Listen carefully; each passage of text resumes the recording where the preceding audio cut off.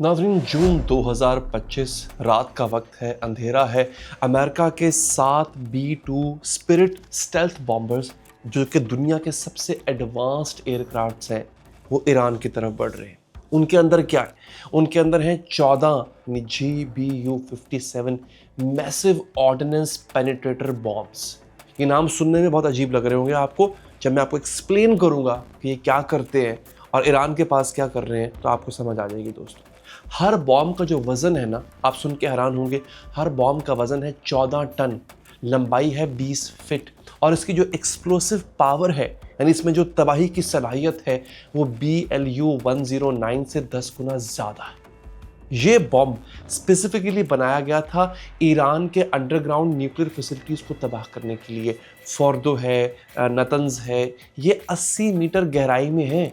वहाँ तक ये बॉम्ब पहुँचने की सलाहियत रखता था, और इस ऑपरेशन का नाम था मिडनाइट हैमर। लेकिन नाज़रीन, अब यहाँ पे जो है वो असल वीडियो शुरू होती है। कुछ बॉम्ब्स ऐसे थे जो फटे।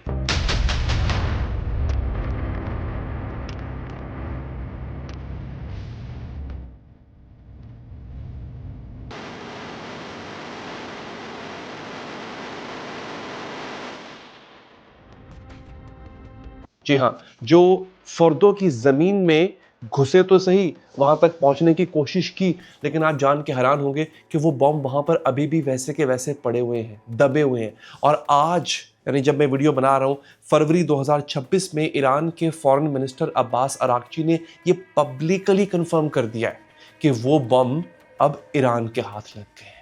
जी हाँ, अमेरिका ने अपना सबसे powerful non nuclear weapon Iran के हवाले कर दिया, वो भी गलती से। और अब जो होने जा रहा है वो आपको हैरान कर देगा।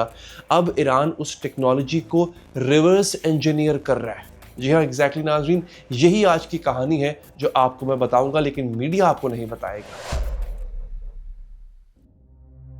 अच्छा नाज़रीन, ये जानना बहुत ज़रूरी है कि जून 2025 में हुआ क्या था। देखिए, अमेरिका और इसराइल ने मिलकर ईरान पर अटैक किया था, और 12 दिन तक ये हमला चलता रहा था। इस ऑपरेशन में 7 B-2 स्पिरिट स्टेल्थ बॉम्बर्स इस्तेमाल हुए थे। ठीक हो गया। ये एक ऐसा एयरक्राफ्ट है जो कि स्टेल्थ है, रडार पे नहीं आता है, और ये बड़े बड़े हमले करने के लिए इस्तेमाल किया जाता है।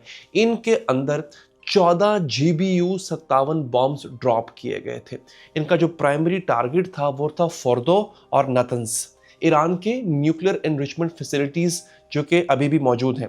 अच्छा, इसके साथ साथ एडिशनली इसमें टॉमाहाक क्रूज मिसाइल्स को भी इस्तेमाल किया गया था, जो कि इस्फहान में गिरे थे जाके। अच्छा, अब ये जो फोर्डो फैसिलिटी है, ये कोई ऑर्डिनरी आम जगह नहीं है। ये बेसिकली 80 मीटर जमीन के नीचे है। 80 मीटर बहुत गहराई होती है, और यानी ये बेसिकली कुम एक जगह है ईरान में, उसके पास एक पहाड़ है, उसके अंदर इसको बनाया गया है। ईरान ने स्पेसिफिकली इस जगह को चूज किया था क्योंकि ये ऑलमोस्ट इम्पॉसिबल है कि इसको डिस्ट्रॉय किया जा सके।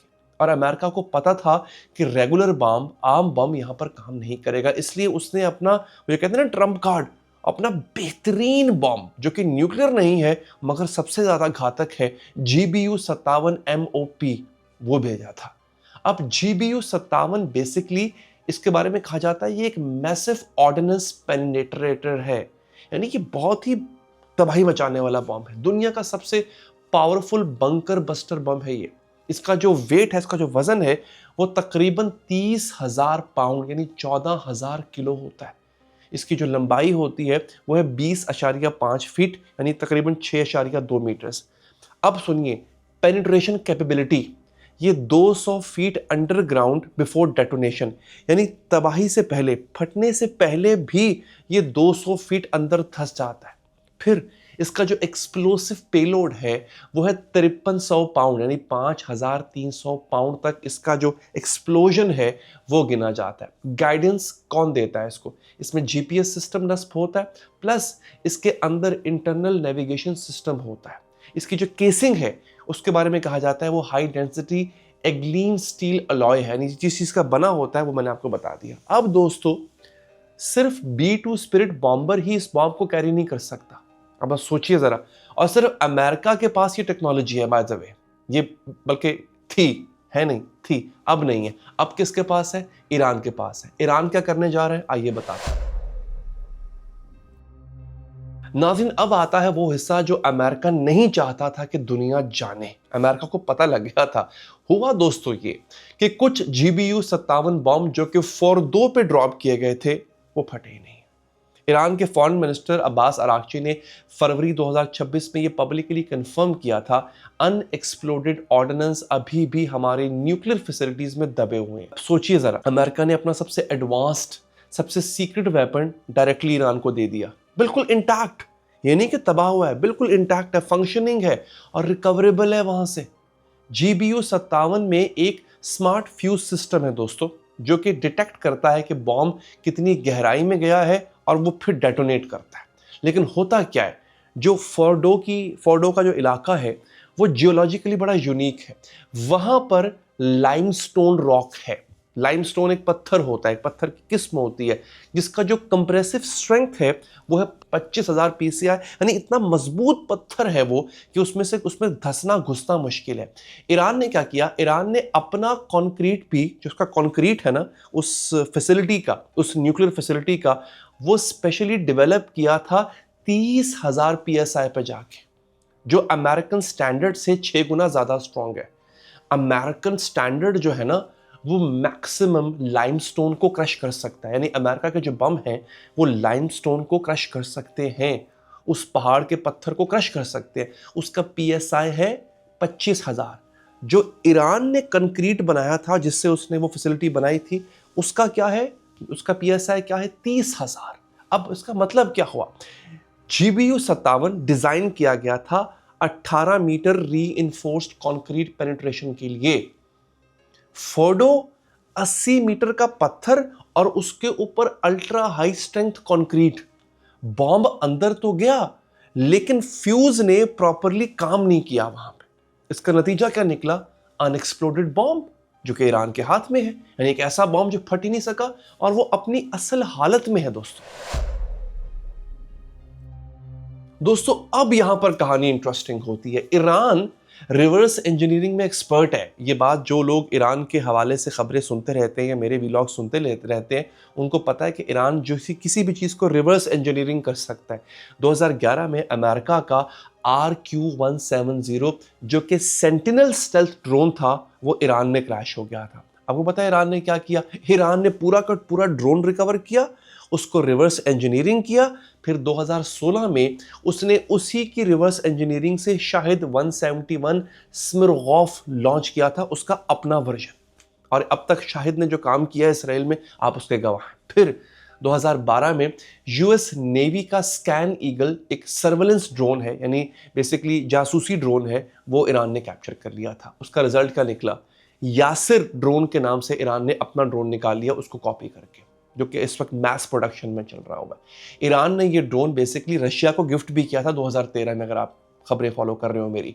फिर 2018 में रेमूस 600 REMUS 600 ये अंडर वाटर ड्रोन है, ये भी कैप्चर कर लिया था ईरान ने यूएस नेवी का। उसका नतीजा क्या निकला, यमन के हौसियों के पास इस वक्त अल करिया टॉर्पेडो है, ये बेसिकली रेमूस 600 की एग्जैक्ट कॉपी है जो ईरान ने बना के यमनियों और हौसियों के हवाले कर दी थी।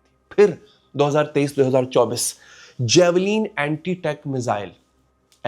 टैंक मिसाइल्स हैं जो यूक्रेन में कैप्चर हुए थे, रशिया ने ईरान को भेजे थे। ईरानी इंजीनियर्स ने दिन रात काम करके उसकी कॉपी बना ली, उसको रेप्लिकेट कर लिया दोस्तों। और अब दुनिया का बेहतरीन बंकर बस्टर बॉम्ब GBU-57 वो ईरान के हाथ में लग गया। दिसंबर 2025 से रिपोर्ट्स आ रही हैं कि ईरानियन मिलिट्री इंजीनियर्स ने फोर्डो से उस अनएक्सप्लोडेड बॉम्ब को रिकवर कर लिया है। और तेहरान टाइम्स एक अखबार है, उसके मुताबिक पेनिट्रेशन वॉरहेड टेक्नोलॉजी का एनालिसिस हो चुका है, मटेरियल्स और जो उसकी एलॉय स्टडी है वो हो रही है, उसके मटेरियल पे काम हो रहा है। गाइडेंस सिस्टम GPS INS उसको रिवर्स इंजीनियर किया जा रहा है। लेकिन यहां पे सिर्फ एक मुश्किल है, ईरान के पास B-2 बॉम्बर नहीं है, तो वो 14 टन का एरियल बॉम्ब वो बना नहीं सकता। लेकिन यहाँ पे अभी मजा आएगा आपको, वो GBU-57 की वॉरहेड टेक्नोलॉजी को अपने मिसाइल्स में कॉपी कर सकता है। अब उसके पास उतना कमाल का तैयारा नहीं है जो 14,000 किलो का बॉम्ब ले जा सके, तो उसी की टेक्नोलॉजी को वो मिसाइल में एंटर कर देगा। फॉर एग्जाम्पल फतह जो हाइपरसोनिक मिसाइल है उसकी रेंज है 1400 किलोमीटर। इसके अंदर टैंडम चार्ज पेनिट्रेटर्स ऐड हो रहे हैं। फिर कोरम शहर सीरीज आपने नाम सुना होगा, ये बैलिस्टिक मिसाइल्स की सीरीज है। Enhanced deep penetration variations develop किए जा रहे हैं। अमेरिका ने 20 साल से ज्यादा लगाए थे GBU-57 को बनाने में, बिलियंस ऑफ डॉलर्स खर्च किए थे, और अब वो technology free of cost Iran के हाथ में चली गई है। अब यहां पे जरा आयरनी समझिए आप, अमेरिका ने ईरान का न्यूक्लियर प्रोग्राम को डिस्ट्रॉय करने के लिए एक बॉम्ब भेजा और उसी बॉम्ब ने ईरान के मिसाइल प्रोग्राम को अपग्रेड कर दिया। अच्छा दोस्तों, ये थी एक ब्रेकिंग न्यूज। उससे अगली ब्रेकिंग न्यूज आपको और चौंका कर रख देगी, बड़ी शॉकिंग है वो। पिछले हफ्ते क्या होता है, US treasury secretary Scott Bessent हैं, उन्होंने सेनेट की बैंकिंग कमेटी में जाके एक हाजिरी दी, टेस्टिमनी दी बेसिकली। ये जैसे कायमा कमेटीज होती है ना पाकिस्तान में, इंडिया में भी होती होंगी, ऐसे ये कायमा कमेटी एक तरह से यूएस ट्रेजरी की, खजाना की, वजारत खजाना कह लें आप। और उन्होंने कुछ ऐसा एडमिट किया उस सेनेटर ने जो पूरी हिस्ट्री में अनप्रेसिडेंटेड है। उन्होंने पहले ओपनली कहा कि हमने डिलिबरेटली जानबूझकर ईरान में डॉलर शॉर्टेज क्रिएट की। एक बहुत बड़ा बैंक ईरान का वो डूब गया, सेंट्रल बैंक को पैसा प्रिंट करना पड़ा, करेंसी फ्री फॉल में गई ईरान की, इन्फ्लेशन यानी महंगाई उरूज पर चली गई, एक्सप्लोड हुई, और इसीलिए लोग सड़कों पर आए। सोचिए, अमेरिका के ट्रेजरी सेक्रेटरी ने पब्लिक हियरिंग में एडमिट कर लिया है कि दिसंबर 2025 में जो ईरान में एहतजाज हो रहे थे, जो हजारों लोग मरे, वो बेसिकली उन्होंने प्लान किए, वो अमेरिका की प्लान्ड इकोनॉमिक वॉरफेयर का हिस्सा था। ये अगर आप सुनना चाहते हैं डिटेल में दोस्तों, मैं आपको बताऊं, आप लोग हैरान हो जाएंगे। Scott Bessent basically treasury secretary हैं और इकोनॉमिक क्लब ऑफ न्यूयॉर्क में वो स्पीच देते हैं। वो कहते हैं कि हमारा गोल है making Iran broke again, Iran को तोड़ देना इकोनॉमिकली। वो कहते हैं अगर मैं ईरानियन होता, मैं एक ईरानी शहरी होता, तो मैं अपना सारा पैसा रियाल से निकाल लेता, अभी के अभी ईरानियन करेंसी से निकाल लेता। बेसेंट ने एक्सप्लेन किया कि अमेरिका की स्ट्रेटेजी क्या थी। स्टेप 1, ईरान के ऑयल एक्सपोर्ट्स को 1.5 मिलियन बैरल्स पर डे से 0 तक ले आना।